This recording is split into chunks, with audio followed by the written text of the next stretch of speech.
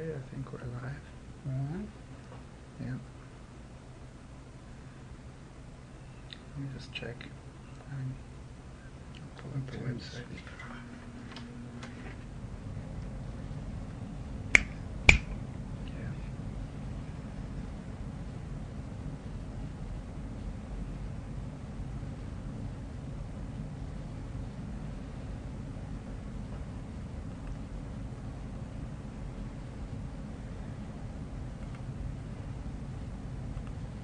You can bring a chair to someone. Here we're live. Right. Yeah.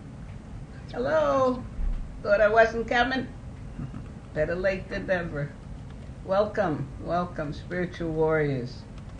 Welcome to Spiritual Warriorship, where we read, discuss, study books by His Holiness Bhakti Tirtha Swami. And we're presently in Spiritual Warrior 4, Conquering the Enemies of the Mind. And we're in Chapter 6, Addiction and the Process of Recovery. I'm going to make this announcement later, but I'm so excited. I saw today there was an ad story in Chakra that Bhakti Tirtha Swami's books are now in you can get them in as ebooks. I read the story, and when you're ready to purchase, you go to harinamapress.org. And when you press order for a book, you have a choice. You can get the hard copy mailed to you with shipping and handling for the full price, or it said you can subscribe, order the ebook version, which will be less expensive. So I'm excited. I hadn't even heard that they were setting it up that way, but this will make it possible for most people to get the books. So harinamapress.org. Okay? And let's see if everybody can join us in reading and studying. So let's see where we are.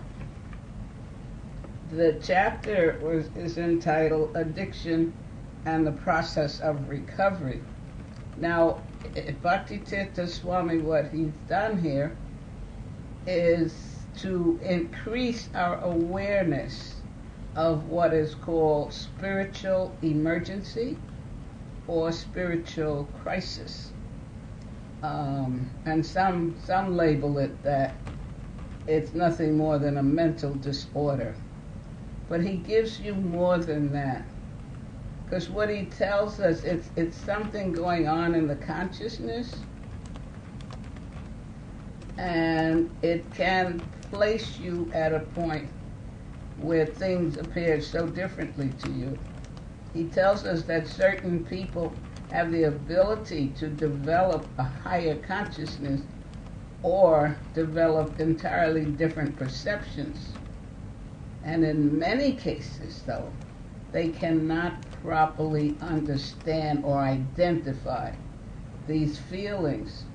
And some, in practicing yoga, there's also Kundalini exercises are some of the causes of spiritual crises, because you're moving the energy towards upward from the spine, and sometimes that puts you in a certain mind condition. I think I told you last week when I was practicing Kriya Yoga, and I don't know where I got, but wherever I was, I didn't like it. Thankfully, didn't have to be put in a mental institution, but I was aware enough to know I didn't feel that practice was for me because of that situation. And I had a few more flashbacks as he tells us that there's a fine line between craziness and spiritual insight. Why? Because as a person develops a deep level of spiritual insight, he or she will no longer relate to the environment in the same way. And what happens, the person sees things differently and thinks differently. And in some cases, if he cannot balance these realizations, he might even behave like an insane person. And this is why he tells us that psychologists and psychiatrists will have to address this phenomenon more and more in the near future as people who have had contact with extraterrestrials or who have had some stimulating experiences simply cannot integrate their experiences into their consciousness. I had a few flashbacks myself because I've been on the spiritual path, I should say spiritual search, for many years. And during the, I guess, late 70s, early 80s, we had what was called the New Age. There were many different groups. And if I heard spiritual or thought it was spiritual, I would go, and it was usually all loving and this and that and the other, and always maybe some meditation or something. And I remember one time I was with a group on a retreat in the Black Hills of North Carolina, beautiful place, up on a mountain, I believe. And it was a well-mixed group, American Indians, Sufis, nice mixed group. I remember it was the first time that I actually sat up all night and slept outside under a tree, under the trees, and the American Indians were doing what they do. And the night that we had it inside and the Sufis were doing their dance around in a circle, and the Jewish group was doing their dance, and you can really, your desire for something higher. And I remember at some point the room was spinning, and it was getting brighter and brighter, and everybody looked so beautiful, and I really didn't know what was going on. And a woman I had seen, looked like she was standing in the corner kind of watching over me, came to me and helped me. I don't know, I think I was laughing quite heavily, strongly. And somehow she got me to my room, but I was in this light. Of course, studying this philosophy now, I'm saying I probably got a taste of the Brahma Jyoti that night. But it was really beautiful, and somehow I got to sleep and got up, and the world was bright and shiny, and everybody was, glowing and what have you. And that feeling lasted, I think on my way home on the plane, I suddenly felt like I was coming down from wherever I was. And so with this you could understand, thankfully I must have been somewhat in a balanced state, or I could have completely gone off in another direction. So he's making us aware that if you're in spiritual groups or practicing spiritual practices, sometimes your consciousness can shift. But he tells us that some people might even have spiritual experiences that cause them to lose basic awareness of the body and feel energized in a seemingly unnatural way. And then he tells us that actually one of the subtle prerequisites for the serious spiritualist or transcendentalist is a development of a certain amount of disgust for basic mundane life. And I'm sure those of you who are out there are coming to Krishna consciousness or coming to Krishna.com looking for something higher or more meaning to your life. It's because you're feeling a sense of this material world is just not really where I want to be, or I'm just disgusted with what I'm seeing and hearing. So as long as a person thinks of orthodox material life as so grand and wonderful, he or she will never be able to excel or advance spiritually. And that's why we're here, to do that. He quotes from Bhagavad Gita, and I love it when he gives us something from Shastra. Bhagavad Gita 2:44.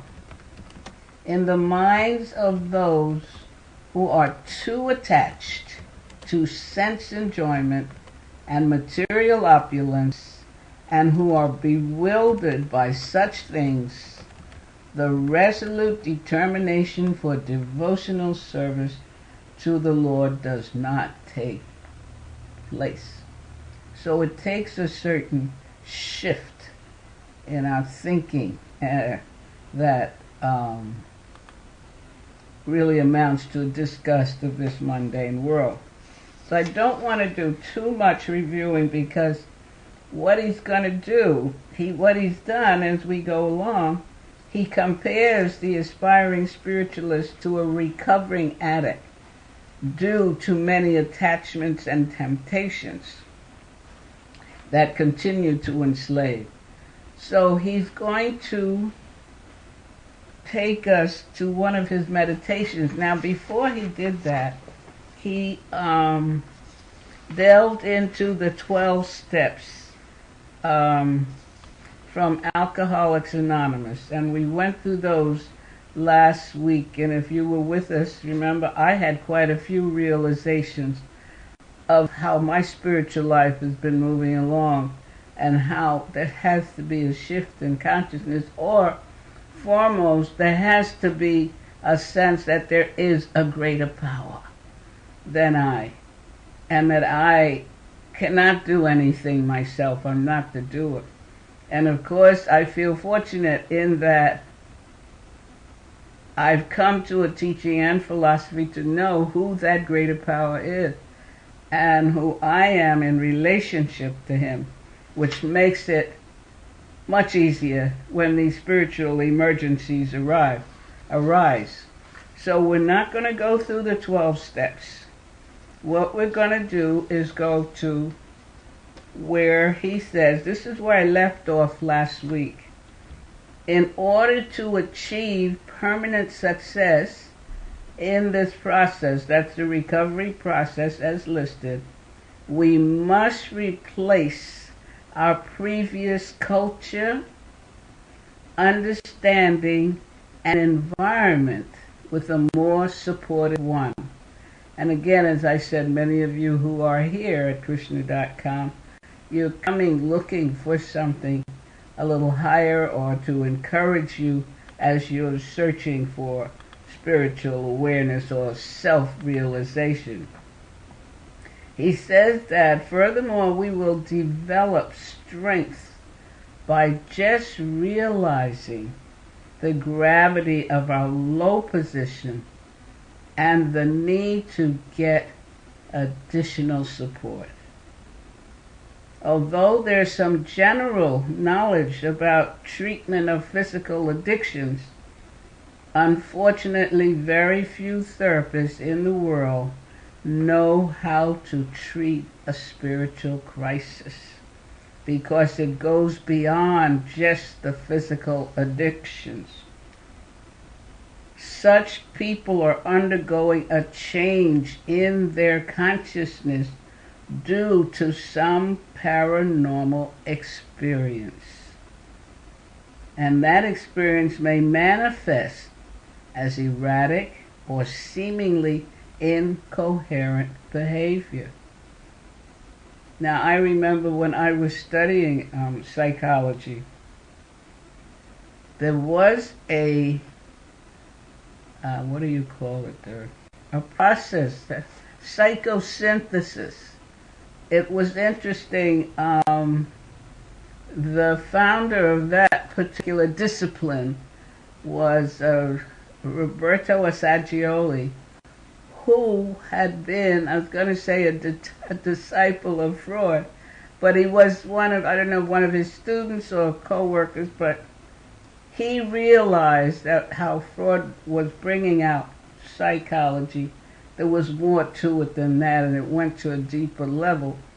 And he developed the psychosynthesis, which main theme at that time that attracted me, that to discover who the I was and who was the I doing and saying.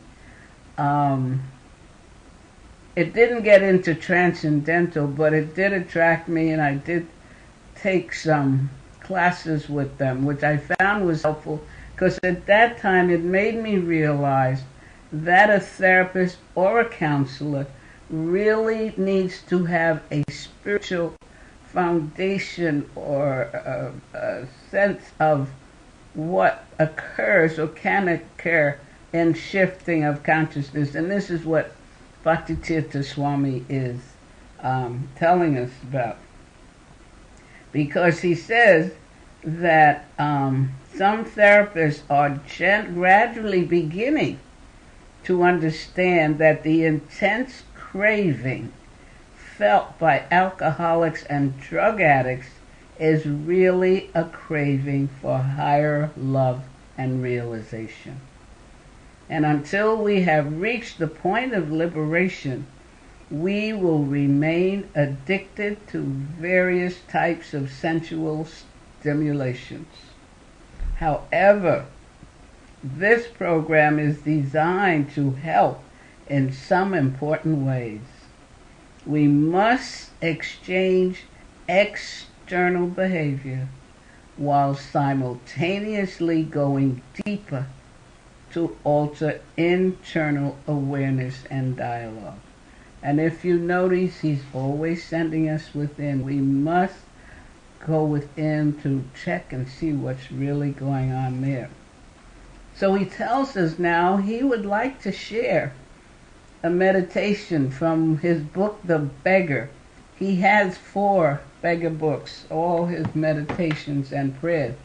Of course, Beggar 4 was a big seller, still is, people ask for it. He wrote those meditations from once he realized that the cancer he was going to leave his body. Magnificent meditations. You can get that through Harinama Press. So this is a meditation from Beggar 2, and it's entitled One Day at a Time.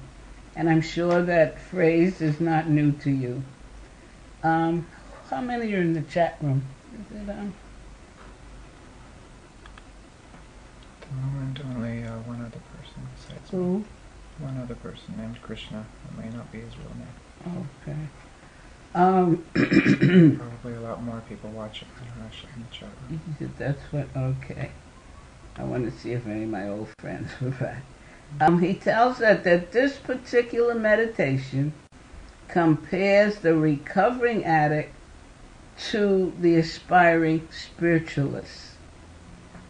People often tell the alcoholic that they have to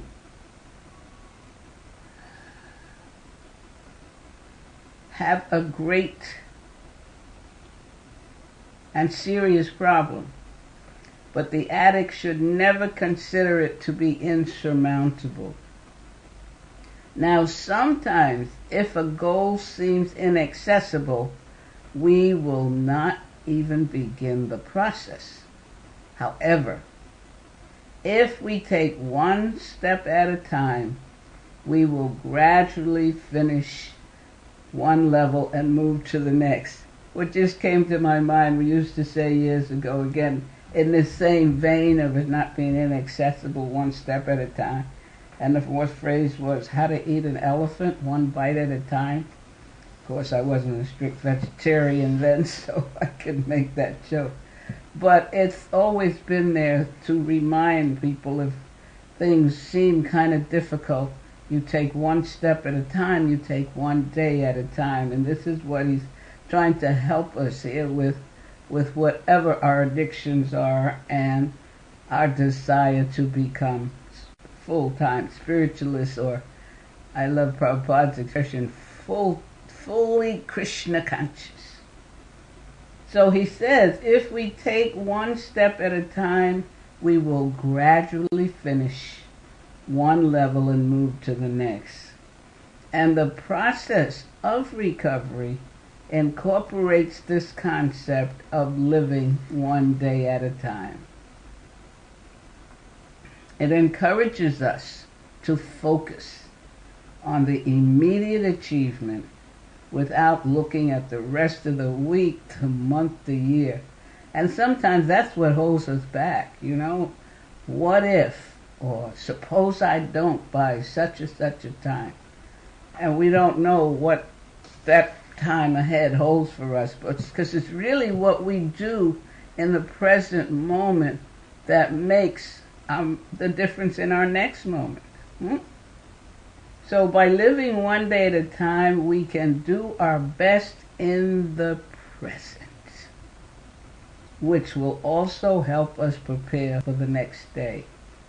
So this is how he does this. He gives us his meditation, and then he gives us his commentary on his own meditation. Dear Lord, is there really any difference between me and the recovering alcoholic? In the beginning, the alcoholic spends years in denial of his addiction, feeling that he is in control and can check his drinking anytime he desires. This is his commentary. This happens continuously with alcoholics who initially tell themselves that they will just drink socially or for relaxation. In this way, they deny the fact that they live for the bottle and offer their daily homage to the alcohol. Now just remember, as we had said earlier, if you were here last week, as you're hearing this, remember that we're all addicted to something for our pleasure. If it's the TV or chocolate ice cream or whatever it is, we have an addiction. And it may not feel that, it's any harm. But if you're on a spiritual path and you want to get to the highest of consciousness that you can, there needs to be a change. So the next verse. But how do I really differ? You see, I'm the one who has been in denial, not for years, but for lifetimes. I have continually taken shelter of my weak constitution. But when it comes, my weak constitution, thinking myself to be in utter control. But when it comes to cleansing the garbage that resides in my mind, I remain a total loss. His commentary. The materialist maintains this type of mindset. Materialists think that they have everything under their control. Don't most of us? That's our problem, right? We want to be in control. We feel we are in control. And he says, neophyte spiritualists also think in this way. However, it is just a form of denial, which prevents us from addressing deeper issues. Sometimes we really do not think that we have a problem until we suddenly try to stop some of our improper behavior. Then we realize that we do not have it within our power to stop. Unfortunately, we cannot make the shift until we realize the seriousness of the problem. Only when we gain this recognition will we be able to work towards a solution. And I'm thinking in reading this can, if we're paying close attention, there may be somebody in our life, or now, or has been, or we may bump into, who's struggling with this, and he's giving us the picture, what it looks like, what it feels like, what's causing it. And then he goes on, as we keep going, to how the technique or technology to transcend it. His meditation continues. My dear Lord, I therefore ask you, is there really a difference between me and the recovering alcoholic? The alcoholic is always thinking about his past adventures with intoxication. He often longs to experience that taste again, but is totally frightened of the consequences. If he avoids alcoholic beverages, it's not out of any self-mastery or discipline, but only out of cowardice. It is simply because he is too afraid of the consequences associated with alcohol. Commentary. In other words, we sometimes stop a bad habit temporarily out of fear of the consequences, although we have not yet lost the desire. However, gradually that fear will grow into great understanding, appreciation, and avoidance if we follow the process properly. The meditation continues. Then there's me, the so-called devotee. The seeds of sinfulness are deeply embedded in my consciousness, and even though I don't externally engage in such behaviors, past desires are always there to haunt me. Every day I strain to ignore them, but the ghosts of these desires linger lazily in my heart and never fully go away. His comment: although we may stop the sinful activities, the sinful desires will still remain for a period of time. But as we develop a deeper understanding, not only will the physical activity permanently cease, but the seed of desire will also stop. But you see how we develop a deeper understanding. See, spiritual life is really a serious process. Prabhupada calls our Krishna consciousness very scientific. And it is, if you become mindful of what's going on day by day in your life and your activities. So he tells us, as we develop a deeper understanding, not only will the physical activity permanently cease, but the seed of desire will also stop. At this point, real transformation takes place. The meditation continues. The embodied soul may be restricted with from sense enjoyment through the taste for sense, though the taste for sense objects remain. But ceasing such engagements by experiencing a higher taste, he is fixed in consciousness. 1 second. Oh, what this is a Bhagavad Gita verse. I'm sorry. That's a meditation too. This is from Bhagavad Gita 259. The embodied soul may be restricted from sense enjoyment through the taste, though the taste for sense objects remain. But ceasing such engagement, by experiencing a higher taste, he is fixed in consciousness.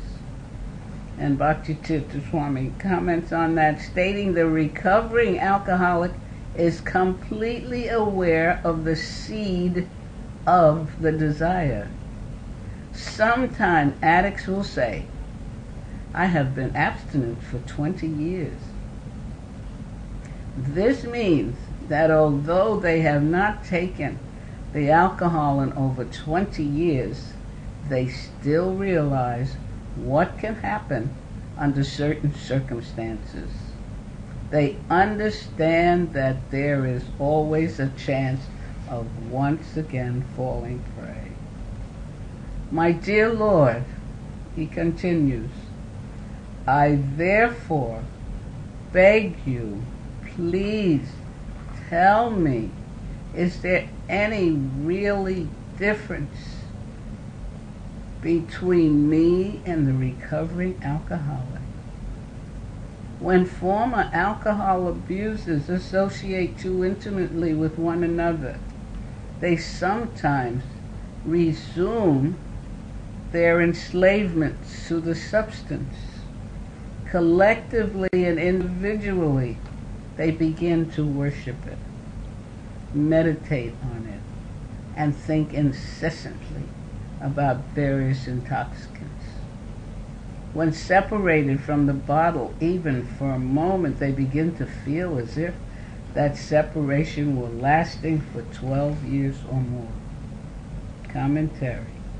In other words, an addiction can be so strong that simply by associating with previous friends and environments, a person can once again revert to old mindsets.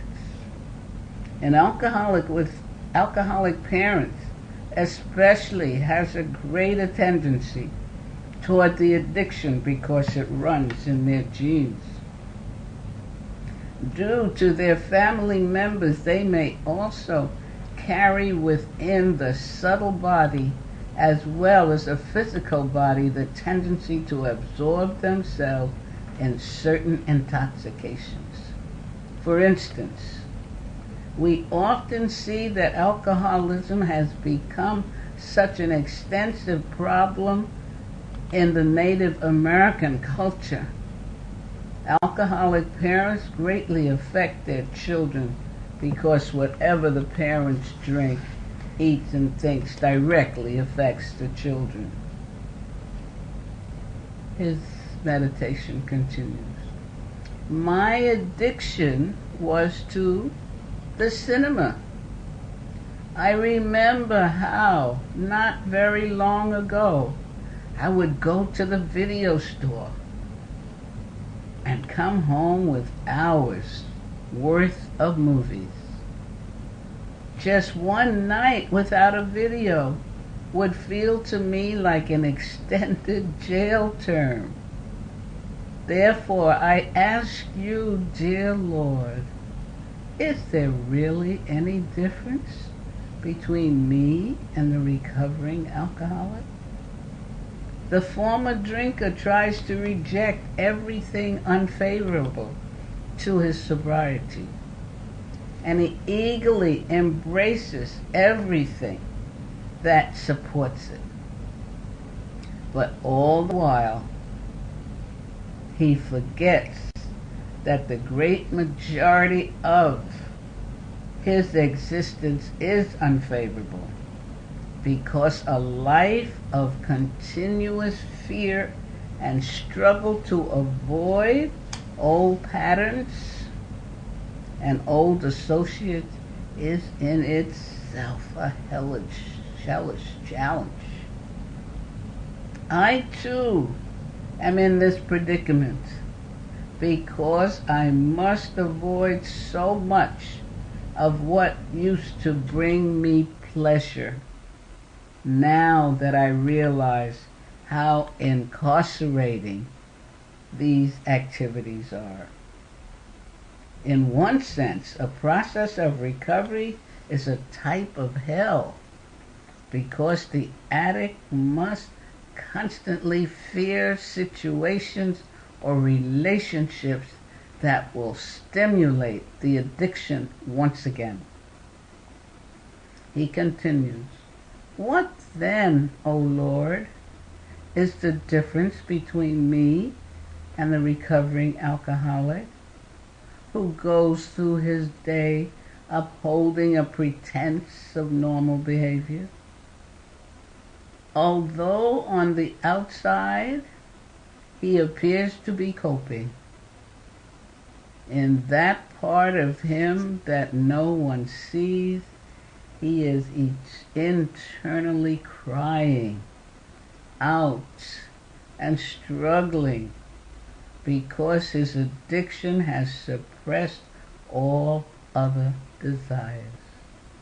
Even when he appears to have a happy expression, inside he's terrified of the mood shifts he knows might overcome him if some activity plugs him back into his old patterns."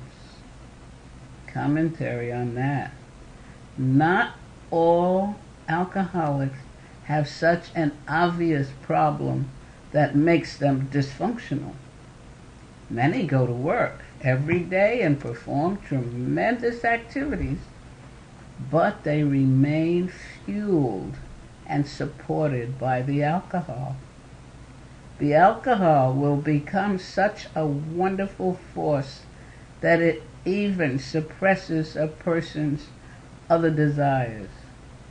We especially see this happen to the drug addict when the desire for the drug begins to outweigh the desires for even food, shelter, and sex. Meditation, he says, "Dear Lord, I thus honestly beg you please to tell me, is there really any difference between me and the recovering alcoholic? For former drinkers, some days seem to go on endlessly, and just waking up next morning is almost impossible. Throughout the day, these ex-addicts face struggles and challenges at every step, only to meet similar challenges the very next day and the next." His comment: "Although we have not all directly gone through the process of recovery, we have all had some of these reflections at difficult times in our lives." Did you get that sense as you're hearing this? It's not just about the alcoholic, but he's using that as a good analogy to help to bring us to be more mindful and alert of what may be holding us back in our spiritual process. He says, at these times we may go to bed frustrated and then find it difficult to wake up in the morning because we do not see any hope. Life becomes very gloomy and depressive. People also turn to addictions due to tremendous feelings of gloom and frustration.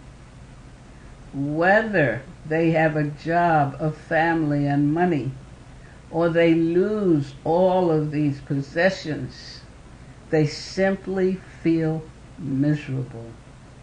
They end up resorting to a quick death by suicide or a slow death by taking shelter of a stimulant that literally destroys the body while altering the consciousness. Some of these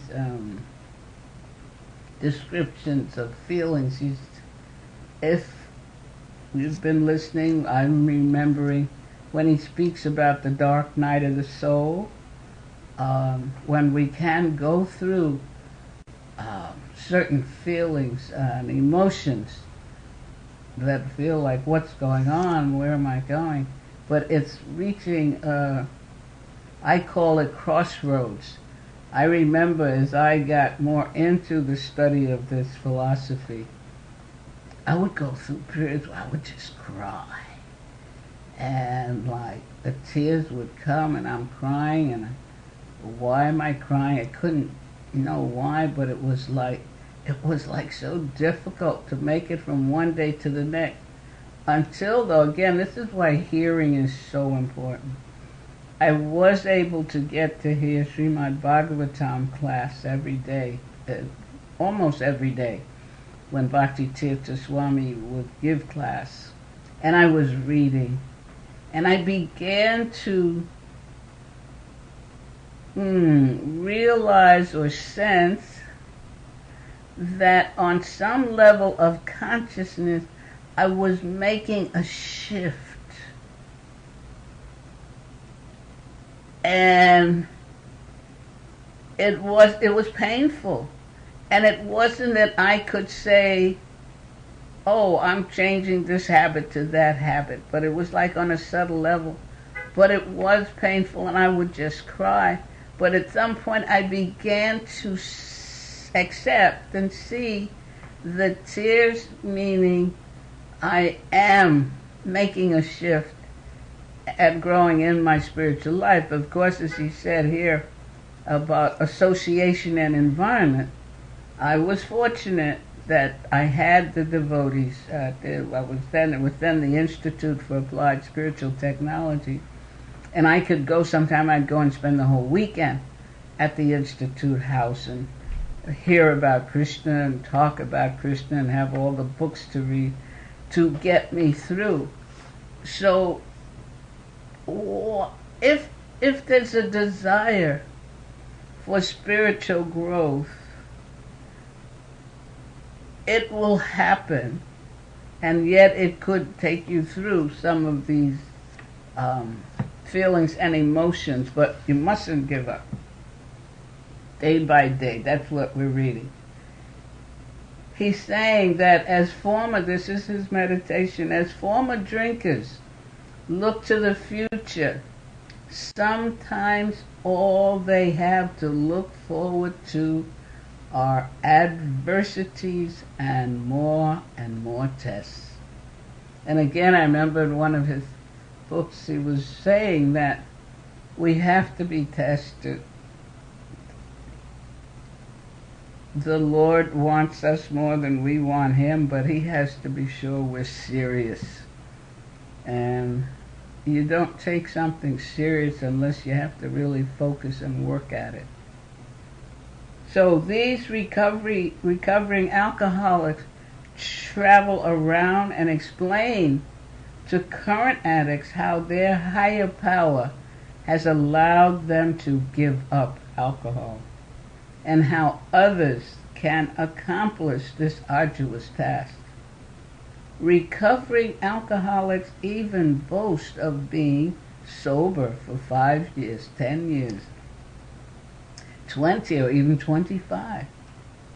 Still, no one knows more than they do that these decades seem like only yesterday, and that just one sip from a shot glass can unravel all their progress. One sip can make them once again install a wine or whiskey bottle on the altar of their consciousness and make this bottle their worshipful deity. Even a person on the spiritual path still has addictions in the background of consciousness, If the aspiring spiritualist is not careful, certain moods and situations will cause him or her to backslide once again and take shelter of past addictions. And I'm sure maybe you've had that experience, some friends of yours, somebody you know. I don't know what happened, man. was hanging out. Just thought I'd stop by and see the folks or see the guys or whatever. And I don't know, this God stuff, maybe it's not so. You know, that kind of thing. The patterns are still there, as he's saying. He continued, "Dear Lord, it was your great message carried by your dedicated messengers that ultimately cleansed my heart and pulled me out of the gutter. But how will I be able to avoid going back into a gutter mentality that could eventually degrade me into a gutter existence once again?" It was then that I heard the voice of my sweet Lord's servants chuckle tenderly and non-judgmentally at my awkward predicament. The voice was female and full of loving emotion. His comment: Krishna, or God, has many agents and servants who especially look for those who are trying to make a major shift in their consciousness. These helpers are accessible. Meditation, he says. "My cherished beloved," she said, "just like your friend, the recovering alcoholic, you must learn to take things one day at a time. Temptations are there, but just as you have overcome them so many times in the past, to get this far, you must continue warding off these demonic desires to achieve complete mastery of your spiritual technology. Now, my child," the melodious voice continued, "maintain and persevere. In fact, enjoy your success rather than lamenting your challenges. Enjoy your success rather than lamenting your challenges. You have applied for an advanced degree. Of course there will be demanding tests that you will have to pass. However, my precious one, you can rest assured that if you keep sincerely endeavoring to maintain your material sobriety, you will very soon be invited by our Divine Master to thoroughly enjoy spiritual intoxication. Unfortunately for you, you are not yet thirsty enough for this position. And so there have been delays in your ascension. You are not thirsty enough. You keep hearing you need to be greedy, thirsty. But I have confidence that soon you will be very thirsty and eager for this attainment. Until that time, just remain firm and fixed in your new lifestyle and go more deeply into your realizations. Do not waste even a moment on extraneous activities. Be very attentive. Avoid all associations that in any way weaken your resolve. You know for sure that we're guiding you. We are all indescribably intoxicated on love of God. But we will be even more blissful when you come and join the eternal party with us and all our liberated loved ones. I'm just thinking, any of you out there listening and hearing, hopefully, who may have been struggling, or again, your friends are saying, oh, I'm having a tough time, I don't know about this God stuff. But you must persevere. These words, I feel, are so important. Always remember that we love you dearly and that there is no shame in wanting intoxication. Just never settle for the imitation intoxication of material dimensions. Instead, always hanker to partake of the real sweetness of spiritual inebriation by embracing the actual altered state that exists in pure love of God. This can and will come effortlessly, but only when you unhesitatingly love and serve our Supreme Master and dance wildly for his pleasure. And that's his meditation that he's sharing with us. I hope it has given you something to think about. Look